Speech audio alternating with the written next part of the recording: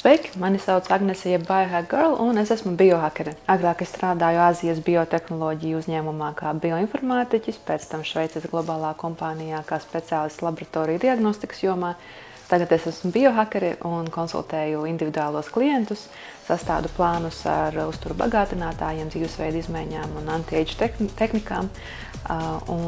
Esmu nokonsultējis jau vairāk kā 200 cilvēkus uz doto brīdi. Esmu izstrādājis arī dažādus veselības atjaunošanas kursus un materiālus. Man ir savs YouTube kanāls un Instagram blogs, kurā varat sekot līdzi, kā izskatās man ikdiena un ar ko es vispār nodarbojos. Biohackings ir burtiski veselības optimizācija dažādiem instrumentiem.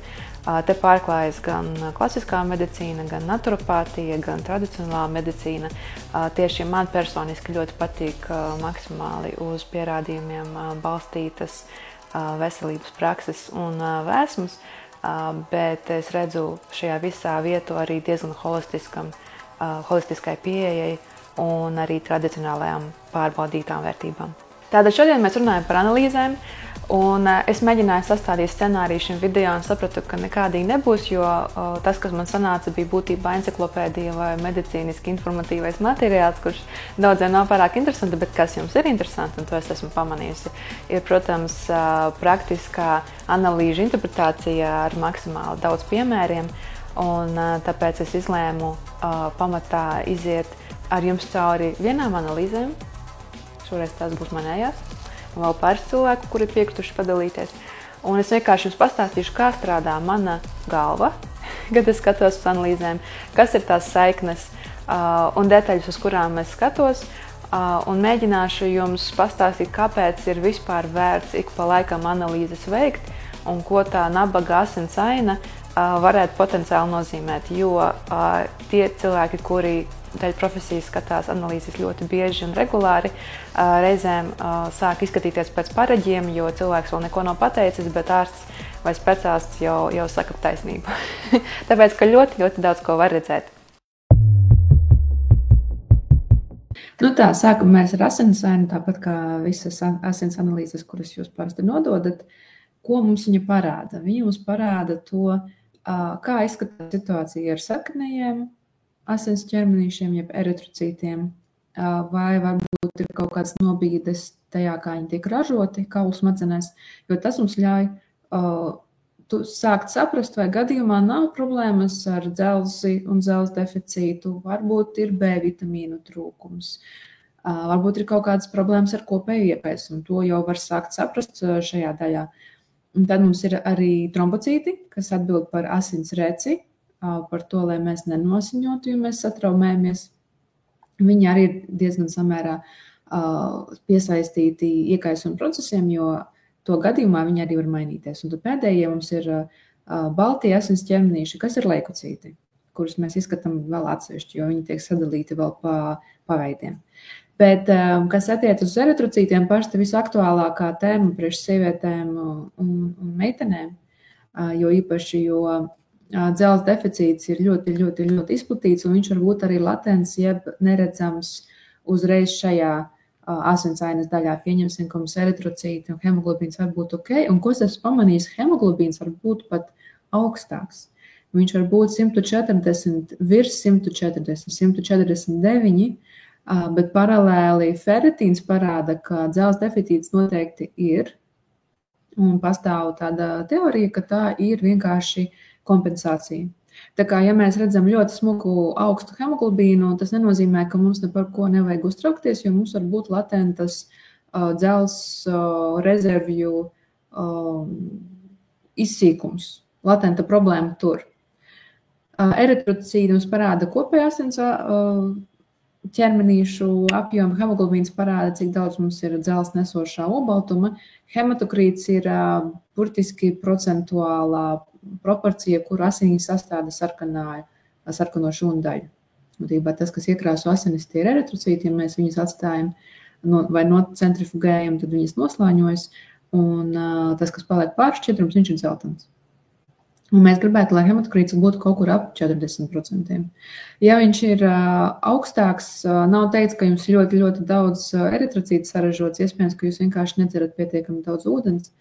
Un tehniski tādā gadījumā var nākties galvā gandrīz vai pārēķināt daļu pārējo rādījumu, jo asinis ir biezākas, procents ir lielāks, un kaut kādi citi rādītāji līdz ar to var izskatīties mākslīgi paaugstināt, vienkārši tāpēc, ka ūdens apjoms asinīs ir nepietiekams. Un ko tāpēc es iesaku cilvēkiem darīt, ir uzmanīgi dzert ūdeni, jo īpaši pirms asins nodošanas, un jo īpaši, ja jūs esat no tiem cilvēkiem, kuriem ļoti grūti noņemt asinis, kur tehniķi ilgi meklē to vēnu, dursta jūs, viņus nevar redzēt, viņus nevar sataustīt, jums jo īpaši. Vismaz 2 dienas pirms asins analīzēm izdaram tos 2 litrus dienā, pamēģinam vismaz, jo tam vajadzētu palīdzēt. Un, jā, ir svarīgi dzert ūdeni. Tas, ka tukšā dušā jānodod analīzes, parasti nenozīmē, ka nevar dzert ūdeni. Kafiju, nevajag dzert, jo viņa vēl var veicināt atūdeņošanos, bet ūdens obligāti. Un tajā rītā, kad dodaties uz analīzēm, vismaz tā glāze siltu ūdens no rīta būtu jāizdzer, ja ne vairāk. Tas tā atkāpe par preanalītiku. MCV mums parāda katra eritrocīta sarkanā ķermenīša to tilpumu, cik viņš ir liels izmērā, un ko es bieži vien redzu, ka tas cipars iet jau virs 90. Parasti kaut kur optimālais cipars ir ap tiem 90, vai precīzi 91, 90, 92. Ja viņš sāk palikt manām lielāks, jau 93 vai uz augšu, es jau sāku domāt, droši vien, ka homocistīns būs augsts. Un parasti viņš arī ir augsts, jo, kad trūkst B vitamīnu, no tā ceļas homocistīns, un arī eritrocīti var palikt pamazām lielāki. Tas tāds varbūt viens potenciālais pirmais zvaniņš. Un tā es veicu šo sasaisti. Parasti šis cipars pats normalizējas. Tur nekas tāds īpaši nav jādara. Tā nav pati par sevi nekāda slimība, vienkārši ir potenciāli apgrūtināta mikrocirkulācija. Ja tas eritrocīts ir paliels, protams, ka vismazākajos kapilāriņos, tur, kur ir āda vai citur, viņam ir grūtāk tikt iekšā. Varbūt tā aprite un skābekļu piegāde ir bišķi apgrūtināta tajos reģionos. Būtībā tas, ka tas MCV palielinās vai, teiksim, NCHC, kas ir vidējā hemoglobīna, cik katrs eritrocīts piesist blīvs ar hemoglobīnu, ar dzelzi būtībā. Tas rādītājs mēdz arī pacelties, kad ir problēmas ar kaut kādiem anēmiskiem stāvokļiem, jo organisms saprot, ka mums nav resursu saražot pietiekami daudz sarkano asins šūnu. Mums ir tik, cik mums ir, mēs varbūt ražojam viņus vairāk, bet mēs viņus ritīgi pieblētājam ar tiem dzelzs resursiem, kas mums ir pie rokas, un tad tas MCHC, es esmu redzējis kaut kur jau 340, pat vēl augstāk. It kā joprojām laboratorijas normām, tā nav slimība pati par sevi, bet tas jau ir virs optimuma. Un parasti arī tipiska aina pie dzelzs. Dzelzs deficīts var arī nebūt, bet B vitamīna deficīts parasti ir šajā gadījumā. MCV palielinās, MCHC palielinās, un es jau skatos uz homocistīnu, tur parasti ir 11 vai 20. Un tā būtu tāda klasiskā aina par B vitamīnu iztrūkumu. Bet nav teikts, ka nav arī dzelzs deficīts, mēs vienmēr skatāmies ar dzelzi un feritīnu paralēli. Tāda tipiska aina tikai tīri dzelzs deficītam, ko es esmu redzējis, tie MCV patiesībā mēdz samazināties. Viņš mēdz būt zem 90. Katra šūniņa var būt mazāka izmērā. Var pamainīties hematokrītus, likt to pusi.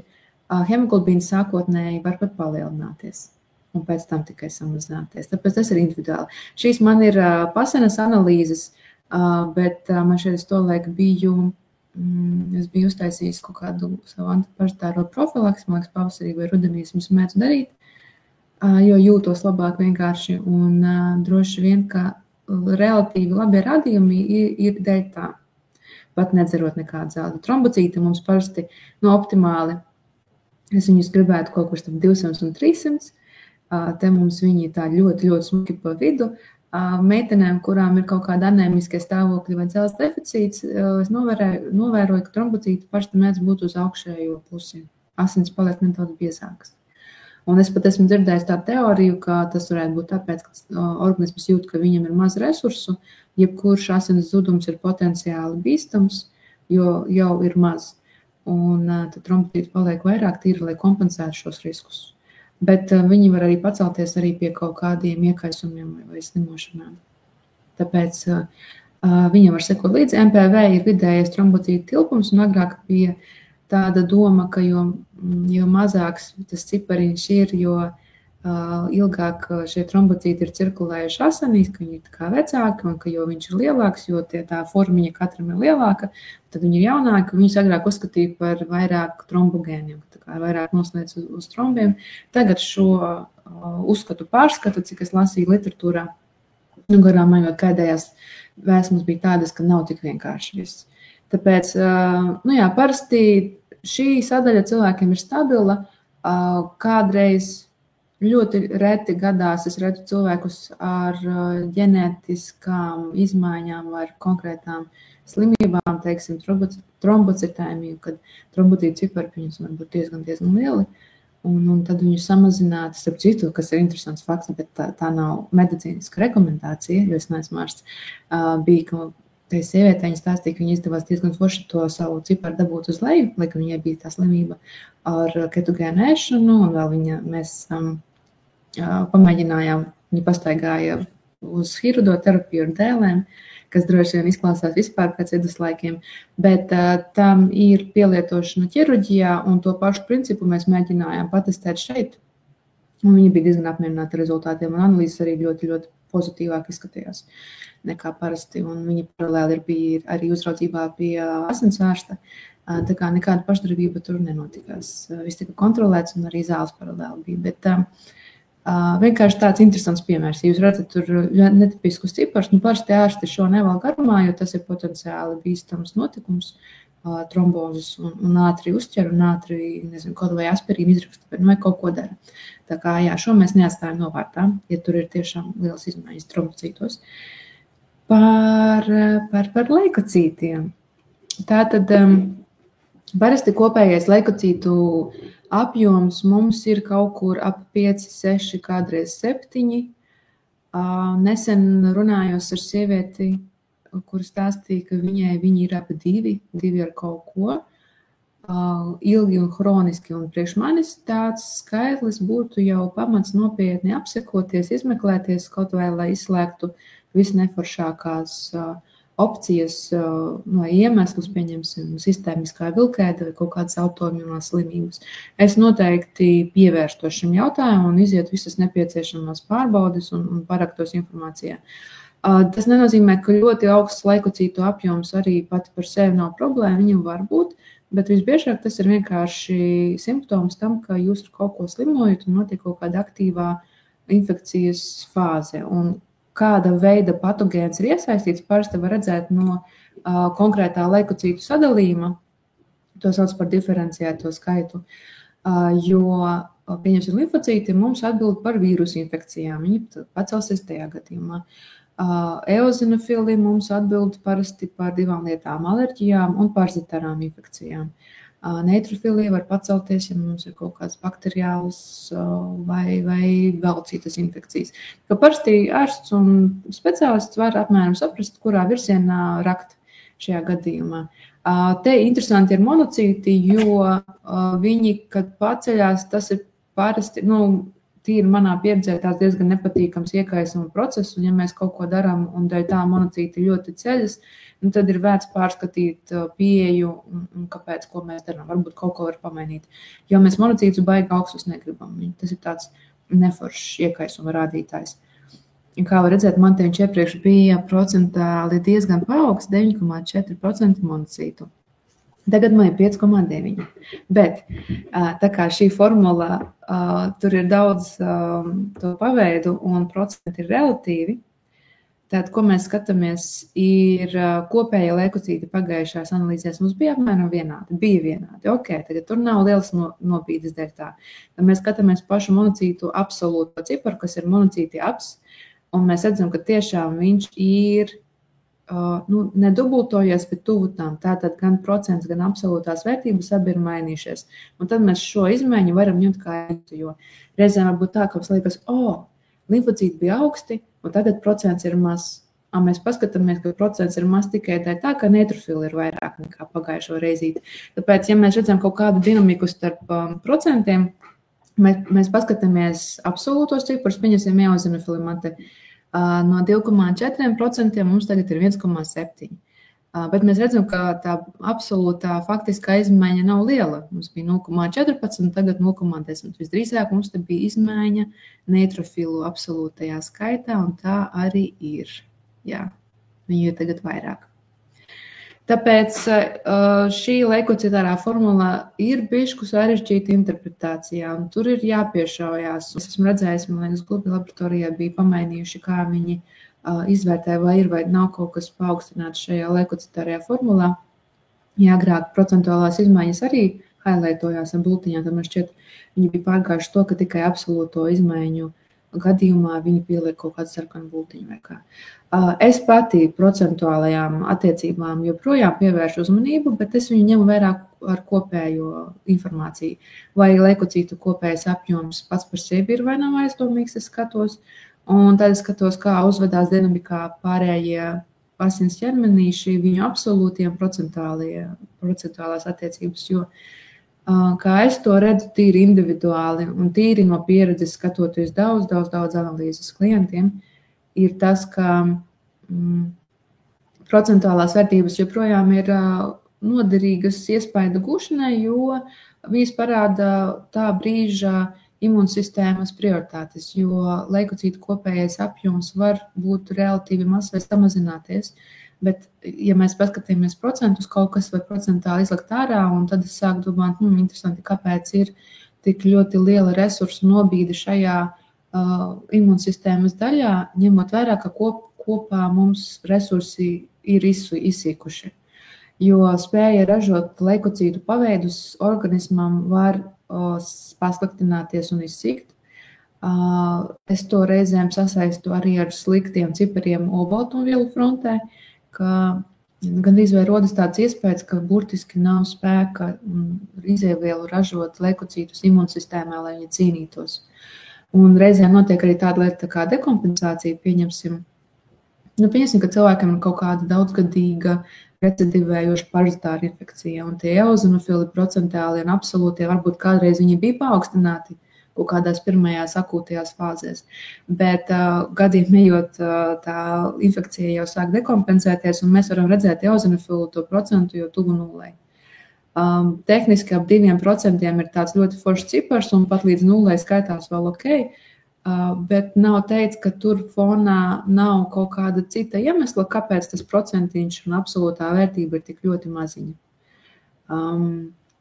Šis paņem diezgan daudz laika un iedziļināšanās, lai viņā kārtīgi iebrauktu. Tas, ko jūs varat darīt, kad, ja jūs taisat analīzes, jūs varat vienkārši piesakot līdzi, un ja kaut kas ir izcepts ar sarkano bultiņu, vienkārši dinamikā paskatīties uz priekšu. Pati par sevi kaut kāda procenta izmaiņa nav uzskatām par slimību, bet viņam mēdz būt simptoms kaut kādām infekcijām vai slimībām. Un šie cipari mēdz arī diezgan ātri dinamikā mainīties. Kā tas notiekās, kā tas var izskatīties, es jums vēl parādīšu vienā no citiem piemēriem. Bet runājot par dzelzu nobaltumu, tātad es minēju, ka kopējo resursu izsūkumu šeit izsīkumu reizēm var diezgan labi redzēt. Vēl nosacīt pie asins ainas es piesaistu 3 rādītājus, kas ir EGA, dzels un feritīns. EGA ir eritrocītu grimšanas ātrums, viņš parāda, cik ātri asinis nosēžās, cik viņas ir smagas, tēlēni izsakoties, cik viņas ir lipīgas. Ir materiāli un visādi integratīvie speciālisti, kuri saka, ka tur EGA vajadzētu būt 5 līdz 9, jo asinīm vajadzētu būt plūstošām un šķidrākām un labi kustēties. Bet kas ir interesanti, ko es redzu bieži sev un klientiem, parasti 2 ir tas pamata skaitlis, un ja es arī redzu 3, 4 vai 5, it kā mēs esam tuvāk tam kaut kur nosacītiem optimumam, bet parasti tieši tam cilvēkam tajā situācijā tas jau norāda uz kaut kādiem iekaisuma procesiem, tad mēs skatāmies pa infekcijām vai asinsainās, redzu, jā, tiešām kaut kas tāds notiekās. Tāpēc šeit vēl, kā saka, jury is out, kurš ir optimums un kurš nav.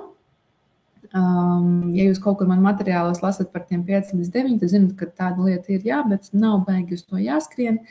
Varbūt kādreiz es nopietni sākušu nodarboties ar savu limfātisko sistēmu, un tur tas cipars palielināsies pat par sevi. Ja tā būs, es noteikti par to pastāstīšu. Bet te visaktuālākais droši vien ir dzels un feritīns.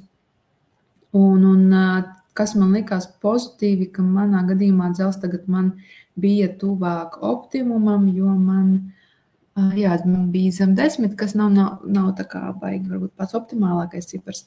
Un ferritīns bija labi turējies un bišķi pakāpies uz augšu, bet priekš manis 31 ferritīnam joprojām ir maz.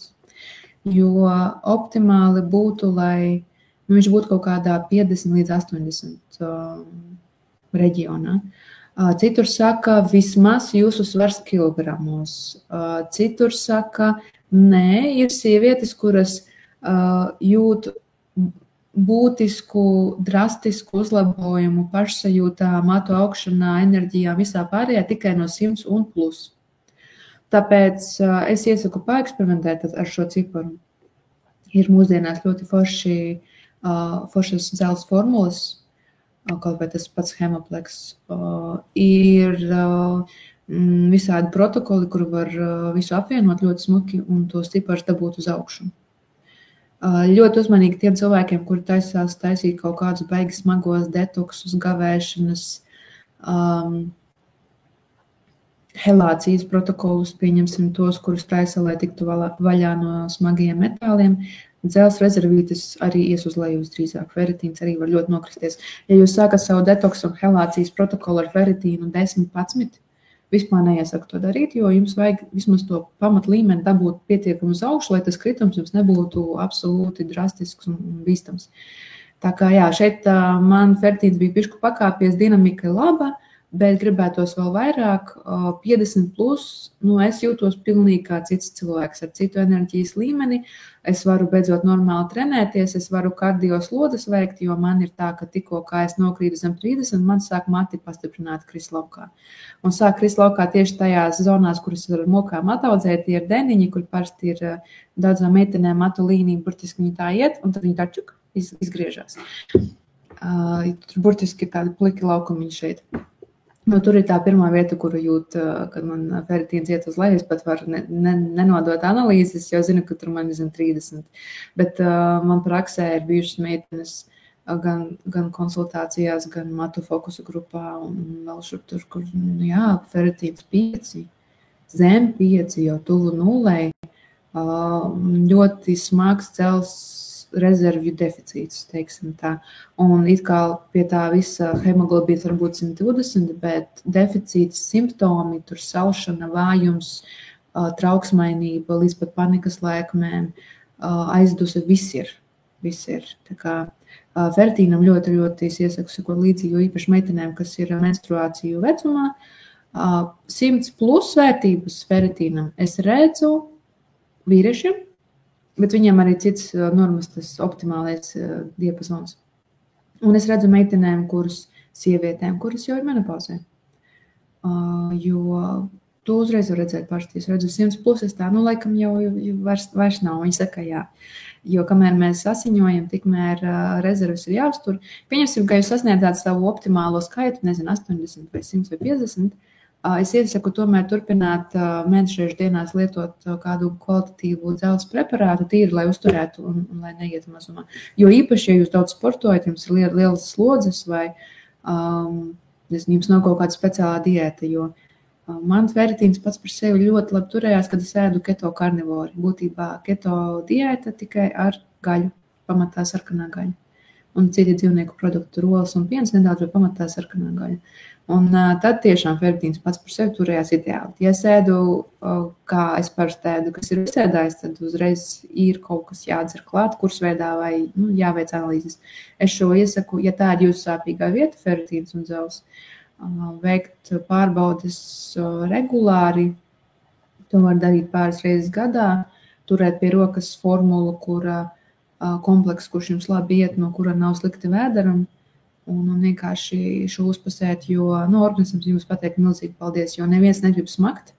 Ikdienā tas ir tāds sajūta, kur esmu pietrūkst skābekļa, un kaut kādā ziņā tā arī ir.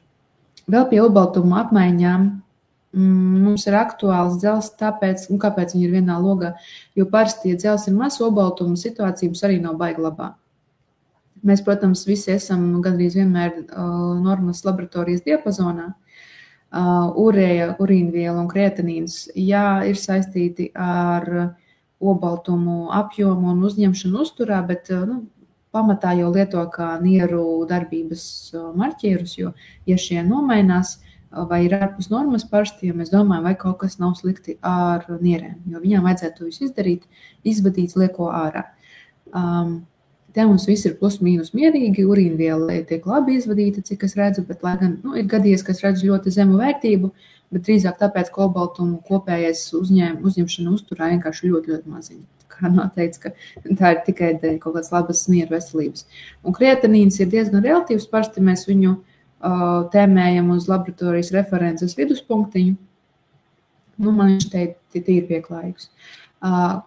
GFA, jeb glomerulu filtrācijas ātrums jau ir, var teikt, tikai par nieru veselību. Mēs viņu gribam virs 100, vismaz virs 90, te viņš ir ļoti smuks. Un tīri pa olbaltuma līniju mums jau ir 2 rādītāji. Tas ir kopējais olbaltums un albumīns. Olbaltumiem asinīs ir universālas funkcijas, jo tā ir ikdienas loģistikas ķēde ar olbaltumiem ikdienas patēriņam visām organismu šūnām. Tātad šim jābūt labi nodrošinātam. Un tāpēc es neesmu fans ielikt tikai kopējais olbaltums, ķeksīts un viss, vairs mēs neko neskatāmies. Tā nav mana pieeja, jo olbaltumu sastādā arī globulīni, ne tikai albumīns. Tad viņam ir 2 daļas, albumīns un globulīni. Globulīni paceļās, ja jūs slimojat vai ja jums ir kaut kāds iekaisums. Un lai tiešām zinātu, ka tiešām kopējais olbaltums nav augsts tikai tāpēc, ka jūs ar kaut ko slimojat vai kaut kas nav labi, lai jums nerodas mākslīgs iespējas, ka jums baigi visi ir forši ar olbaltumu, lai gan patiesībā nē, tad mēs nododam arī albumīnu klāt.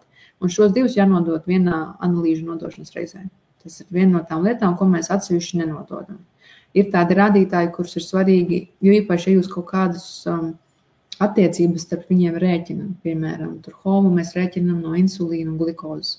Un, protams, mēs viņus nododam vienā dienā paralēli, jo glikoze katru rītu var mainīties, insulīns katru rītu var mainīties, ja mēs no 2 dienām kaut ko mēģinam sarēķināt, tad nav jēgas vispār to darīt, jo tās nobīdes varbūt mēs jau katru dienu nepieceļamies ar vienu un to pašu vērtību.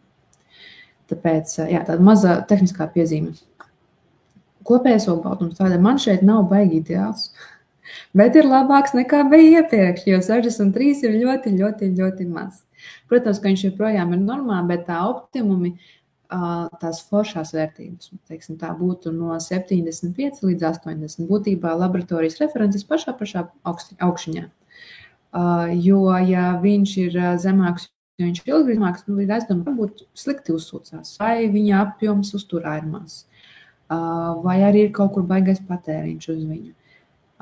Te mums ir kopējais 69, mēs pat līdz 70 neesam tikuši, un kaut kā lielākajai daļai manu klientu es redzu absolūti to pašu ainu, zem 70. Lai būtu 75 vai virs tam, reti. Ir bijis gadījums, atceros, man salīdzinoši nesen bija tāds klients, kuram viss ir samērā slikti. Citur asinsainājums redz nopietnas kaut kādus tādus jautājumus, bet olbaltums un vēl citi rādītāji vienkārši turās par spīti visam virs 70, liekas, pat tuvu 75. Un es skatos tām analīzēm, man rodas tāds iespējas, šitas cilvēks ir kaut kāds buldozers, un šitas cilvēks ir tāds, kuru dzīves triecienu vienkārši iznes. Tas, kurš iztur visu un vienkārši močīt tālāk, un pilnīgi salikās tādu domu, un tad mēs konsultācijā runājamies, un man saka, jā, es esmu tas cilvēks, kurš visu tur, iet līdz pēdējiem, bet, tad, protams, risks ir beigās nokrist. Ja tev ģenētiski organismam iedodas ļoti labas kompensācijas sistēmas, ka tev daudzi rādītāji turas reāli smukos optimumos, un tur bija burtiski pēc manas grāmatas, kāds būtu pēc grāmatas rakstījis rādītājs, laboratorijā nosūtījis pēc optimumiem. Un tā izskatījās analīzes, bet reāli cilvēkam jau bija izpausmas veselībā, un kaut kādi noteikti rādītāji jau bija ļoti ne ok. Tas, ka tev ir dot tādu foršu kompensāciju ģenētika, parasti nozīmē, ka cilvēki vienkārši viņu brutāli izmanto un močī līdz pēdējiem, kamēr nokrīt. Un tur atkal ir zobens ar koks ar 2 galiem. Reizēm tie cilvēki, kuriem ģenētiskā rezervīte ir daudz mazāka un iespējas kompensēties viņas, var teikt, nav. Viņi ir spiesti veikt izmaiņas dzīvesveidā ātrāk, laicīgāk un viņas uzturēt. Un rezultātā viņi potenciāli var pat nodzīvot ilgāk un labāk nekā tie, kuriem bija laba ģenētika, bet viņi vienkārši viņu līdz pēdējiem, kamēr infarkts vai vēl kaut kas nedodies. Tāpēc, ja jūs esat viens no jutīgajiem, tāpat kā es, man arī nav ļoti lieli iekšējie resursi, man tā rezervīta ir diezgan minimāla. Ja es nerūpējos par sevi vai ja es ļoti močīju par spīti saviem resursiem, es to jutīšu 100%. Un daļai tāpēc arī biohacking sākās, jo es jau biju, kā saka, ar savu dzīvesveidu veģetārismu un nesakošanu analīzēm jau diezgan nopogojis to visu vasaru. Tāpēc, jā, šeit mums kopējais olbaltums ir zems, mēs skatāmies uz albumīnu, viņš ir samērā augsts, viņam vajadzētu sastādīt vismaz 50% no kopējā vai 60%. Viņš šeit šo prasību izpilda, kas nozīmē, ka viņš pats par sevi organisms ir miera stāvoklī, nekāds vaigās infekcijas ar imunoglobulīnu klātbūtni lielu mēs neredzam. Albumīns ir ikdienas patēriņa olbaltums organismā, kurš vienkārši kursē asinsritē. Un tad, kad mums ir jāsaņemās, lai cīnītos ar infekciju, tad resursi pāriet uz imunoglobulīnu ražošanu, kuri vajadzīgi imūnsistēmas darbībai. Tāda ir tā saikne. Runājot par infekcijām. No tām pašām pasenajām analīzēm es redzu, ka uz to brīdi man bija aktuāli paskatīties, kas tur notiek ar to helikobakteriju. Man ir vēsture ar šo. Es vienkārši gribēju paskatīties IgG antivielu dinamiku laikā, jo IgG ir tās antivielas, kuras var saražoties milzīgos apjomos, un viņas var arī saglabāties ilgi pat pēc izslimošanas beigām. Un vienkārši cirkulēt asinsritē kā aizsardzība. Parasti ir tā, ka, ja mēs gribam noskaidrot, vai tiešām infekcija ir šeit, tagad akūta, mēs mēram IgM. Un te man pat arī ir piemērs, jo es biju visu kaut ko biju samērījusi, citomegalovīrusu es neatradu. Tas ir tāds vīrus, kurš mēdz būt ļoti neforšs pa sieviešu līniju, radīt problēmas. Epsteina-Bāra vīrus IgG, es zinu, ka viņš man ir, un viņš vienmēr ir nereāli augstos IgG titros. Es kaut kad biju sev tās secinājis, ka droši vien potenciālais iemesls, kāpēc man ir tik grūti uzturēt D vitamīnu foršu augstu līmeni, jo šis vīrus Epsteina-Bāra var bloķēt viņa darbību organismā un riktīgi traucēt. Un var nākties vajadzēt diezgan lielas dozes lietot ikdienā. Un tas bija arī mans gadījums. Man bija pat tāds periods, kad un tā absolūti nav nekāda medicīniskā rekomendācija, tikai stāstu savu pieredzi, ka es lietoju ļoti augstas dozes, pat nebija pamanījusi, ka ir tik augsts, bija nopirks ļoti labas kvalitātes D vitamīnu. Un burtiski bija aizmirstusi, kāda viņam ir doze, jo tur ir rakstīts, jālieto 1 reizi vai 2 reizes nedēļā. Es viņu katru dienu lietoju, tur bija 20,000 vienības internacionālās. Man viss kārtībā, man kalcija līmeņi nekas nenomainījās, bet man smuki uzkāpa D vitamīns, viņš pat nebija ļoti augsts. 25 jau D vitamīnu es mērīju, viņš bija ap 80. Un man tieši plānojās liels darbs pa zobu izraušanas līniju, un lai tur viss ļoti labi sadzītu, un lai pēc to 8. izņemšanas tur būtu maksimāli zemi riski, ka tur kaulos ir problēmas ar reģenerāciju vai vēl kaut ko, tad es to D un K vitamīnu lietoju aktīvi, uz to brīdi labi pacēlās, bet, es izskatās, esmu viens no tiem cilvēkiem, kuram vajag samērā augstas dozes ikdienā, vienkārši, lai uzturētu labu D vitamīnu līmeni. Kādam cilvēkam pietiks ar uzturēšanas dozu 1000 vienības, nevis 20 vai 5. Tāpēc es iesaku vienkārši šo rādītāju ik pa laikam izmērīt, bet tieši 25 jau D vitamīnu, jo kopējais paņem vēl to formu, kura nav vēl aktīva, viņa vēl nav bijusi, aknu apstrādāta. Un vienkārši pastīties, kura ir tā doza, pie kuras jūs varat uzturēt savu vērtību, viņi nekrīt uz leju. Man daudz reizes bijis, ka cilvēki, arī klienti saka, paši bija vasara dienvidos, kur ir stipra saule. Viņi tur bija pētījuši, kaut ko klausījušies par sauļošanos pareizajās stundās un katru dienu, tur, kur tu neapdedzinies, bet it kā sintezē D vitamīnu, sekoja absolūti visiem protokoliem. Atbrauc atpakaļ, D vitamīns ir tuvu nulei gandrīz. Un es to biju redzējusi atkal un atkal, un tas piemērs atkārtojas, un es vienkārši nonācu pie secinājuma, ka vai nu kaut kas nav kārtībā ar to pašu sauļošanās procesu vai holesterīna apriti vai, nezinu, ādas funkcijām, vai arī mēs kā ziemeļnieki, mums vieglāk ir uzņemt caur uzturu, jo mums te ir lielāks uzsvars uz taukainiem produktiem, taukainiem dzīvnieku izcelsmes produktiem, kur ir šis vitamīns, teiksim, nezinu, tur produkti, aknas, zibs, jūras veltes un tādas lietas. Un tur mēs dabūjam visu ātrā, kaut vai, nezinu, oludzeltenums. Man šķiet, ka tur bija jābūt kaut kam. Bet ir interesanti paskatīties, ko cilvēki mēģina un kā tas ietekmē rādītājs. Tas ir tas, ko es arī jums iesaku. Vienkārši ik pa laikam pačakoties, ikgadējās analīzes ar pilno paneli pienākas visiem, un viņas būs lielā mērā mums veselības dienesta, kā saka, nosaktas. Nav ir tik ļoti dārgi, un tāpēc es iesaku izmantot iespēju. Un kopā ar ikgadējo vēdera dobumu sonogrāfiju, kuru arī vērts veikt. Plus vēl visi pārējie skrīningi, kas mums tagad mūsdienās pieejami uz dzemdes kakla vēzi, uz krūšu vēzi, tur uz zarnu vēzi, cik es atceros, slēptās asinis var skatīties. Iesaku visas iespējas arī reāli izmantot, kāpēc ne. Tā, runāju par IgM. Šeit ir interesanti, ka es skatījos Laima slimības ierosinātāju boreliju, un burtiski intereses pēc ieliku gan IgM, gan IgG, un te man IgM parādās. Un kas interesanti, 22. gadā viņš arī bija bijis pacelts. Un tagad viņš it kā joprojām ir biškucīt virs robežas, IgG vairs nav. Kas tur bija noticies, grūti pateikt. Varbūt IgG saražojās tajā 22. gadā vēlāk, ko vienkārši vairs nav. Un es viņu neredzu, un kaut kas ir palicis no IgM, vai IgM ir pašā laboratorijas tajā solī, kā saka, kļūdaini signāls ir bijis lielāks nekā viņš ir realitātē. Ja jums ir kādreiz jautājumi vai šaubas par kaut kādu kā pozitīvu rādītāju, jūs varat vienmēr parunāt ar ārstu. Ārsti var nozīmēt tā sauktos tos apstiprinošos testus, kur var jau daudz sīkāk tiek iztestēti vairāki, kā saka, infekcijas tie rādītāji, salikti kopā un tiek dota tāda jau definitīvā atbildi, ir vai nav tā infekcija. Jo pēc pirmā mērījuma kādreiz varbūt arī tīri tehniskas kļūdas laboratorijā. Es par šo ļoti neuztraucos, jo kaut kad vēl pirms tam sanāk to borelija, man tur bija parādījies kaut kas, bet ja arī es esmu slimojis, absolūti bez neviena simptoma un nekādas nojausmas, ka tas ir vispār bijis. Tā kā jā, tas ir interesanti.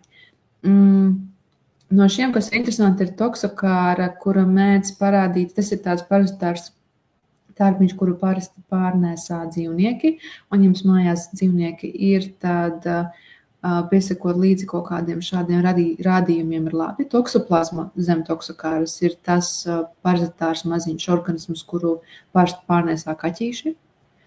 Un viņu mēdz čekot, ja plānojas grūdniecība, vai viņa jau ir, jo ir tāds uzskats, ka, ja grūdniecības laikā viņu tā kā noķer šo infekciju, tad ir riski. Tad neforši riski, tāpēc parasti ārsti par šo zina, un visus tos svarīgākos testus, kas ir jātaisa pirms vai kad jau grūdniecība ir sākusies, tāpat nozīmē. Te man ir piemērs no cita cilvēka, sieviete, kura piekrita, ka es šādi anonimizēti padalos tikai ar cipariņiem. Un es gribēju jums parādīt piemēru, kā izskatās akūts pārējošs stāvoklis, teiksim tā. Jo tajās analīzēs, ko es rādīju, man tā leikocītu formula, kā es redzētu, diezgan garlaicīga. Tur nekas tāds īpaši interesants nebija, un es pat nedaudz sabēdājos, jo es biju relatīvi nesen pabeigusi vienu savu antiparazitāro profilaksi, un es gaidīju, ka varbūt tās, ka man vismaz pacelsies tur eozinofili biškucīt. Kaut kāda reakcija, ka tur kaut kas ir noticies, bet tur nekas nebija. Te ir tas gadījums, kad šī sieviete bija veikusi antiparazitāru protokolu un pat vēl bija pagājis kaut kāds laiciņš pēc viņa, un mums bija šādi nereāli augsti eozinofilu cipari. Un te kā mēs varam novērtēt, ka tiešām ir liels palielinājums un kaut kāds akūts process, mēs redzam, ka kopējie leikocīti ir ļoti spēcīgi pacelti. Bet, kad mēs skatāmies absolūtos cipurus tiem pašiem neitrofiliem, kas parasti ir visvairāk, viņi ir ok savā reģionā, bazofili, limfocīti, monocīti, viņi visi iekļauj savos normas reģionos. Vienīgie, kas mums lec ārā, un tie, kuri ir vainīgi pie kopējiem paceltajiem leikocītiem, mums šeit stabili ir eozinofili. Un viņi gan absolūti, gan procentuāli ir ļoti augsti. Šādas situācijas var gadīties, jo īpaši, ja tā esošā infekcija ir liela vai izteikta vai hroniska. Ja šim cilvēkam nav kaut kāda nopietna alerģiska slimība, teiksim, bronhiālā astma dēļ, kuras varētu būt trakeozinofili, mēs tā kā skatāmies, kādi būtu citi iespējami iemesli. Ja mēs izslēdzam kaut kādas spēcīgas alerģiskas reakcijas, tad mums paliek pāri tā parazitārā daļa. Man šķiet, ja es pareizi atceros, viņa bija kā reiz saskārusies ar to toksokāras infekciju agrāk vēsturē, bet man bija aizdomas, ka tur varētu būt vēl citu organismu iesaistīti. Diemžēl antivielas mērīt uz visādām parazitārām infekcijām nevienmēr parāda reālo situāciju, jo šie organismi taču ļoti labi pielāgojas dzīvē citos organismos un, protams, viņi māk slēpties no imūnsistēmas, savādāk viņi neizdzīvot, viņus atrastu un iznīcinātu. Tāpēc arī antivielu ražošana uz šiem organismiem, pat ja viņi kaut kur tur dzīvo, var nebūt. Un viņa pati ar šiem skaitļiem it kā dzīvoja un jutās tīri ok, viņa nejuta aktīvas nekādas problēmas, un pat ejot šo antiparasitāro programmu, viņa teica, ka viņa jutās ok, nebija nekāda ļoti traku reakciju. Tā arī var būt, bet mēs redzam, ka imūnsistēma, un kāpēc es to saku, kāpēc es rakstu pēc provokācijas aina, pastāv tāda pieeja vispār parazitāro infekciju, kad, teiksim, tā ārstēšanai, cik es esmu lasījusi, ka tā kā šie organismi ļoti labi slēpjas, tad pirmā tā ārstēšanas kūra, teiksim, te bija vienkārši ārstniecības augi un kaut kāda dabiskas izcelsmes vielas. Viņas vienkārši palīdz imūnsistēmai pašai atrast tos īpatņus, kuri slēpjas, jo viņiem šīs ķīmiskās vielas, ko mēs uzņemam caur augiem, nepatīk. Viņi sāk varbūt mocīties vai atmirt pamazām, un tad, kad jau viņi ir izgājuši no savas slēpņa, imūnsistēma tāda, re, kur ir. Un tā reakcija var būt ļoti stipra un izteikta, kā mēs redzam šeit. Un var ļoti aktivizēties. Tas pats par sevi varbūt nav slikti, jo it kā process, kurš ir iesākts, var teikt, viņš ir labāks nekā tāds, kur vienkārši infekcija turpina klusiņām dzīvot ar tevi vēl gadus uz priekšu, un, protams, ka tas nav bez pēdām, jo parastārējās infekcijas parasti izpaužas ar to, ka tiek zaktas uzturvielas no pamatorganisma, jo kaut kā ir jādzīvo. Ir tādi parazīti atsevišķi, paņemsim cēramis, kuras specializējas tieši uz cilvēkiem, kuras, ja viņām tur mazāk ir ēdiena vai ir kaut kādas apstākļu sakritība, viņas var sākt urpties tur zāļu trakta sieniņās, tur noēst bārkstiņu slānīti, asinis patērēt un tā. Ļoti neforša saruna, tāpēc es baigi neiedzināšos. Es pieņemu, ka ir arī klausītāji, kuriem ļoti nepatīk šādas sarunas, bet tas nav baigi forši priekš tā saimnieku organisma, ja viņas tur ir arī dusošas. Tāpēc pirmo ārstēšanas kūri mēs saukt vienkārši par provokāciju, iespēju dot imūnsistēmai, lai viņa pati sāk atpazīt, redzēt un apkarot. Jo līdz tam var būt, ka eozinofilu procents ir maziņš. Mums eozinofilu procents pirms tam bija 3,2. Absolūtais cipars arī normāli, bet būtībā 3,2%, kā es to redzu, jau ir tā bišku aizdomīgi. Un tā kā viņa jau iepriekš bija kaut ko darījis šajā jomā, tur bija tā jau vēsture ar kaut kādu toksokāras ārstēšanu ar zālēm, jo viņa tikai ārsti bija atradis, man liekas, šo infekciju. Tad varbūt, ka tā pamatlīnija jau bija augstāka. Tā, lai mēs baigi ilgi šeit neaizķeramies, vienīgais, ko es varu piebilst, ir, ka potenciāli feritīns relatīvi augstais jā, kad sieviete nemenstruē, viņš var būt augsts, bet viņš varētu būt šādi augsts arī dēļ tā iekaisuma, kas rodas, kad imūnsistēma šādi reaģē uz infekciju. Tā kā es pat nevaru pateikt, ka tas ir reālais miera stāvokļa rādītājs dzelzs rezervēs šobrīd. Bet tā kā pirms tam analīzēs ferritīns bija 100+, tad es par šo deficītu tā tik ļoti neuztraucos. Un tajās pašās analīzēs mēs skatījāmies arī to toksikāru titru, jā, viņš bija pacelts, bet viņš pat nebija pacelts tik ļoti, un man bija liela aizdoma, ka visdrīzāk tur ir iesaistītas kaut kādas citas sugas vai cita vēl suga. Parastāra, es neesmu redzējusi daudz gadījumu, kad būtu šādi cipari. Parasti ir tā, ka man cilvēks atnāk, tur bija uztaisītas analīzes, un es paskatos, eozinofilu procents ir 5. Un tas būtu tāds klasiskais cipars, ka cilvēks kaut ko darīs. Un es jautāju cilvēkam, tu tur kaut ko dzēri, pret parazītiem varbūt, ko tu tur darīji. Un tad man saka, nu jā, es tur taisīju tās tubāžas, kad tu dzer to rūgto sāli un tas iztukšo žulspūsli. Šo var darīt tikai tad, ja jums ir sonogrāfija, kur ir pateikts, ka nav žultsakmeņu. Okay. Ja jums šīs sonogrāfijas nav, lūdzu, neko šādu nedaram. Bet viņi teica, jā, es taisīju tās tupāžas, un tur žults aizgāja, baigi smuki, un es tā, nu jā, droši vien tā žults kaut ko tur piebeidza zarnu traktā, jo žults ir mūsu iebūvētais antiparazitārais aizsardzības pirmā līnija. Un kaut kas ir aizgājis bojā, imūnsistēma to ir uzķērusi, un tas eozinofilu cipars ir augsts, jo es viņas analīzes biju redzējusi kādu laiku arī pirms tam, zināju apmēram to dinamiku, un tas priekš viņas bija tāds paaugstinājums. Un vēl, ko mēs redzam šeit, kas arī apstiprina manu aizdomu, ka mums ir runa par parazitāru, nevis par kaut kādu alerģisku procesu, ir tas, ka mums ir ļoti augsts ECP, jeb eozinofilu kationiskais obaltums, tas ir obaltums, kuru eozinofili izdala savas darbības laikā. Un tās tā šūnas, kuras iet tur uz vietas, apkaro, iznēsā, izdala, sadala šos mirušos organismus. IgE ir tas rādītājs, kurš varētu pacelties arī, ja tā būtu tīri kaut kāda alerģiska problēma vai alerģisks process. Protams, ka šis viss ir ļoti virspusēji aptuveni. Es ar imunoloģiju nenodarbojos, bet tā tīri, lai būtu potenciālais kaut kāds ieskats vai ideja par to, kā var vispār lietot analīzes, lai sekot līdzi kaut kādiem procesiem, ka tu ar kaut ko nodarbojies un gaidi kaut kādu rezultātu. Jā, un te mums tas ECP ir tiešām ļoti augsts. Tā kā visdrīzāk, te diezgan skaidri var redzēt, ka parazitāra infekcija bijusi ir, un iespējams, ka ne tikai tā toksokora, varbūt kaut kas vēl cits. Man bija savas aizdomas, kas tas varētu būt, bet tas varbūt arī pat nav tik svarīgi, jo mums laboratorijās pat ne visas antivielas ne uz visu var nodot. Ir tur viena, divas sugas, kuras mani ļoti interesē, bet viņu vienkārši nav. Mums ir citas. Tā kā jā, šī zinātne diezgan sarežģīta, jo te arī diezgan izteikts tās medicīniskais nopietnums par to, ka mums ir, mēs neesam Āfrika, mums tāda lietu vairs nav. Bet par to arī atkal citu reizi.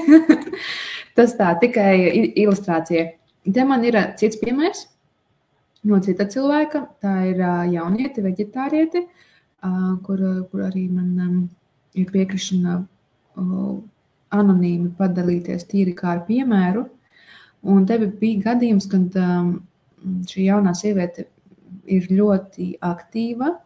Viņa nodarbojas ar fiziskām aktivitātēm ar katru nedēļu vairākas reizes. Viņa vēl mācās ļoti aktīvi, un mēs redzam totālu resursu izsīkumu. Kad šādi ļoti pieauga dzelzs saistīšanu spēja, tad es secinu, jā, organismam trūkst dzelzs, un viņš mēģina katru to dzelzs atomu potenciāli, kas kaut kur varētu kursēt brīvā veidā, visu noķert un visu savākt. Un tad dzelzs saistīšanu spēja aug, jo mēs mēģinām, organisms mēģina kaut kā kompensēt un optimizēt, visu salasīt. Transferīna piesātinājums mums ir tīri ok, bet tas, kas parāda reālo situāciju visvairāk un pat bez asinsainas. Šim piemēram asinsainas neieliku, jo te mums var teikt, ka arī viss ir redzams, ferritīns. Man šķiet, ka asinsainā pat hemoglobīns un viss turējās ok, hemoglobīns ap 120, bet daudzām sievietēm tas 120 jau ir tā kā sarkanais zvaniņš, jo man normas stāvoklī 130 ir kā plusiņu. Bet tāds vērtības 5,6 tehniski jau, un es esmu redzējis arī tādas vadlīnijas, kur saka, jūs jau varat iet uz intravenozo dzelzs sistēmu, kad cipars ir tik maz. Jo, kad jau meitene stāsta, ka viņa tur jau riebst galva, ka viņa reizēm jūt, ka viņai nāk ģībonis, tad visi simptomi mums ir, viņa vēl ir veģetārieta. Iespējams, ka viņai kuņģa skābes līmenis nav pietiekami augsts, viņa slikti vēl uztūs olbaltumu, viņa olbaltumu nemaz nepatērē, viņai bija ļoti specifiska diēta, kur bija ļoti nabadzīga olbaltumā. Un pat ja viņa lietotu, nav fakts, ka viņa uzsūktu, jo kuņģa skābes ražošana var samazināties spēcīgi, un tā kā mums TSH ir ļoti augsts, es gandrīz varu garantēt, ka vairogdziedera funkcija nav pietiekami aktīva, kas atkal ietekmē kuņģa skābes ražošanu, un visdrīzāk kuņģa skābe arī nav optimālā līmenī. Iespēja sagramot olbaltumu ir pazemināta, sagramot dzelzu pazemināta, spēja uzsūkt B12, kas ļoti svarīga asins ražošanai, arī pazemināta, jo, lai to darītu, vajag būt labai kuņģa skābei. Tā kā tehniski jau var runāt ar ģimenes ārstu. Ģimenes ārstiem ir vadlīnijas par intravenozo sistēmu nozīmēšanu. Parasti tās ir 2 reizes nedēļā un ilgums atkarīgs no, kā ārsts mums pasaka. Doktors LV var iet un apskatīties visus ieteicamos preparātus un programmas, kā tas ir pieejams. Līdz šim es biju dzirdējis, ka cilvēku sūtu pie hematologiem pa ģimenes ārsti, bet pēdējā informācija, kas man ir, ka ģimenes ārsti paši ir tiesīgi nozīmēt un viņiem ir pieejama visa informācija. Protams, ka veicot intravenozo sistēmu ir riski, jo dzelzs tīrā veidā nonākot asinsritē, protams, ir ļoti oksidatīvs un ļoti agresīvs metāls. Viņš rūsē uz mašīnas tikpat ātri, cik viņš rūsē organismā. Tāpēc es iesaku sistēmas laikā lietot paralēli uzreiz vismaz 2 antioksidantus, kas viens ir C vitamīns ūdenī šķīstošais un E vitamīns taukoši šķīstošais. Var ņemt iHerba versijas un precīzi linki un visu informāciju ieliku savā analīžu un vitamīnu ceļvedī. Var arī aptiekā meklēt variantus. Mums tagad ir forši C vitamīni ar flavonoīdiem kopā un E vitamīns mums kapsuliņās arī pieejams. Var atrast arī aptiekas variantus. Tas ir tīri, lai samazinātu riskus oksidatīvai slodzēji un kaut kādām nepatīkamām blaknēm, jo varbūt jūs esat dzirdējuši, ka kāds tur baida, ka tur uzblīdīs roka vai vēl kaut kas. Tur ir 2 lietas jāpiemeklē doze un preparāts. Ja jūs šaubaties, varat palūgt ārstam, lai apsver, varbūt jums uztaisīt kādu no protokoliem, kurus izraksta grūtniecēm, kur ir tā kā maigāki preparāti, maigākas dozes vai ilgākā laikā, un iet tādā veidā. Bet šādā situācijā, kad deficīts ir ļoti izteikts un tā skābekļa un dzelzs deficīta sekas jau ļoti, ļoti redzamas un ilgi, intravenozā sistēma var būt labs variants, jo īpaši, ja mums ir ļoti labas aizdomas, ka uzturs ir slikts, vai arī viņš turpinās būt slikts, vai arī uzsūkt spēja nebūs baigi laba. Jo mēs, protams, varam visu dzert iekšķīgi, bet pie šādiem apstākļiem var gadīties, ka mēs ilgi kaut ko lietojam, efekts ir ļoti lēns.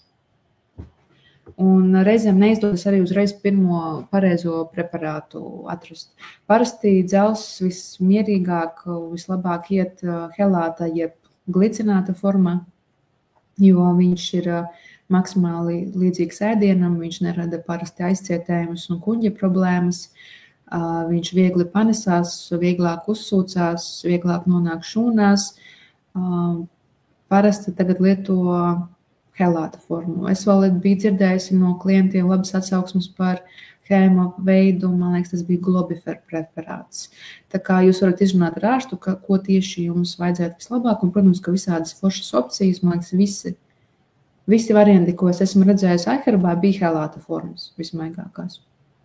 Arī variants, ja jūs ļoti baidaties no sistēmām. Bet pie šādiem cipariem un pie šādām reibšanām un visiem simptomiem jau pilnīgi mierīgi var prasīt, lai ārsts izraksta. Un, jā, es zinu, ka ir ārsti, kuri saka, ka nevajag, bet atkal reizēm parādās kaut kur man atsauksmēs, ka cilvēks saka, jā, mans ārsts teica, ak, Dievs, man bija 5 ferritīns, un man ārste teica, kā tu vēl steigā, uzreiz sistēmu un uzreiz jutās labāk. Bet mēs sistēmu uztaisījām, bet šo rezultātu vajadzēs uzturēt. Kamēr mums pilina sistēmu, mēs iekšķīgi dzelzi nelietojam, protams, bet kad mēs esam šo sistēmu kursu pabeiguši un antioksidantus, tad gan, lai uzturētu rezultātu, tomēr parasti kaut kāda dzelzs iekšķīgi ir jālieto. Lai nav tas variants, ko man daudz meitenes saka, jā, ja man tur uztaisīs sistēmas, jutos labāk, man tur uzcēla līdz 30 ferritīnu, un tad viņš atkal nokrita. Tas tāpēc, ka tas darbs ir pastāvīgs un ilgtermiņa. Tur nepietiek, ka vienreiz uztaisīs sistēmu, viss adios amigos. Vēl, ko es šeit redzu, ka mums, protams, kopējais olbaltums nav ļoti zems, un tepat salīdzinoši augsts albumīns, un man bija tāda sajūta, ka tā ir tāda izmisīga kompensācija no organisma puses to ikdienas loģistisko izēju materiālu albumīnu uzturēt no visiem spēkiem un pat bišķi augstāk.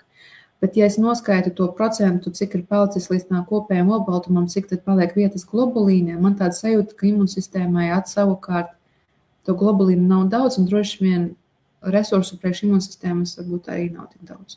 Un tās ir tādas manas pārdomas, skatoties uz šīm analīzēm, ka organisms ļoti mēģina izdzīvot un izkompensēt. Pie tam vēl tajā vecumā, ka tu vēl tehniski audz, jo līdz 25 gadiem skelets un daudz orgāni turpina attīstīties, smadzenes turpina attīstīties, un diezgan daudz resursu aiziet. Un tas apstiprinātājs tam, ka mums ir ne tikai dzelzs, bet arī B vitamīnu spēcīgs trūkums, ir homocistīns.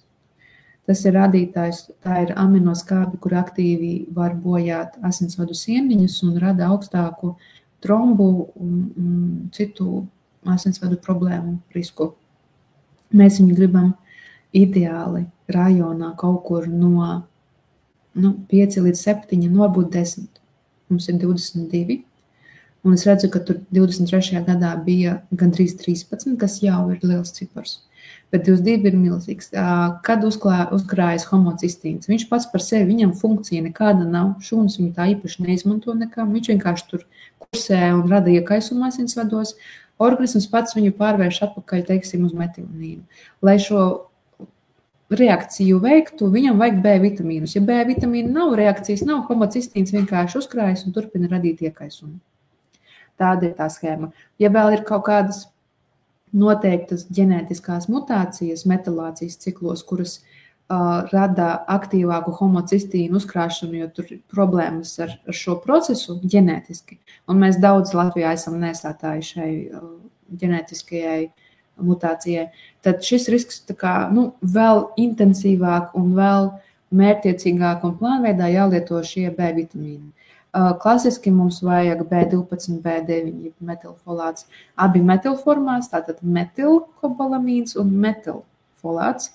Un parasti mums vēl tur inozitols un vēl pāris vitamīnus pienes. Bet, ja mēs iHerbā pameklējam homocistīna formulu, tad mums būs tādas, kur būs B12, B9, inozitols, varbūt vēl pāris vitamīni.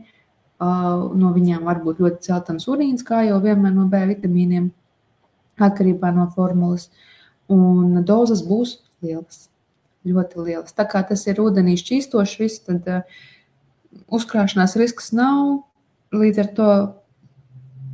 ar to saindēšanās risks arī īpaši nav aktuāls, ja nav aknu un nieru slimības un problēmas. Jo, ja kaut kādas esošas slimības ir, tad ar jebkuriem vitamīniem sākumā ir jāsaprot, var vai nevar lietot. Tā, vispēcot mums ir D vitamīns, kurš ir attiecīgi ļoti zems, un šis deficīts, protams, ietekmēs kopējo noskaņojumu, darba spējas, enerģijas līmeni.